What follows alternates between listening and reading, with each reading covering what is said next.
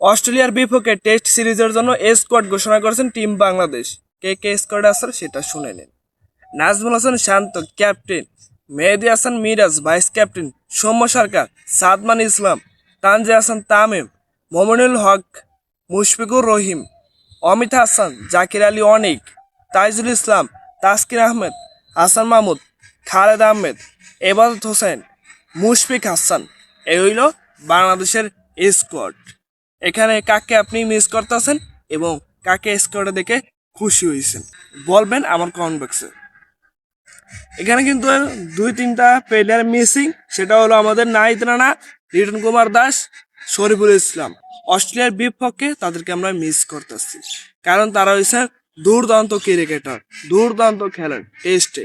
তাদেরকে আমরা মিস করব অবশ্যই। টেস্টে বাংলাদেশ দুর্দান্ত খেলুক অস্ট্রেলিয়ার বিপক্ষে, এটা চাই।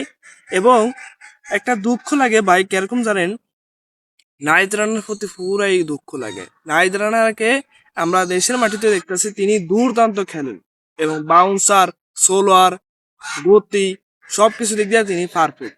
কিন্তু অস্ট্রেলিয়ার কন্ডিশনে যেই দুর্দান্ত বোলিং করছেন, এটা আমরা মিস করলাম। অস্ট্রেলিয়ার মাটিতে আপনার সব বলাররা দুর্দান্ত খেলেন, সেখানে বাউন্সার পায়, সোলোয়ার পায়, উইকেটের দিক দিয়ে অনেকটাই কন্ডিশন ভালো। সেখানে আমাদের নাহিদ রানাকে আমরা বল করতে দেখবো না, এটা আমরা খুবই হতাশাজনক। তারপর লিটন কুমার দাস, তাকে মিসিং।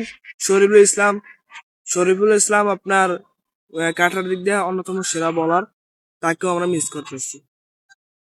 এই সিরিজটা পুরো সাদামাটা হবে, এটাতে কোনো আপনার আনন্দ পাইবেন না, কোনো ফিল পাইবেন না, কারণ আপনার ফেভারিট প্লেয়াররা এবার অস্ট্রেলিয়া সিরিজে নাই, তারা ইনজুরিতে ভুগছেন। এবং এই স্কোরটা দেখে কে কে খুশি হয়েছেন সেটা আমার কাছে জানাতে পারেন।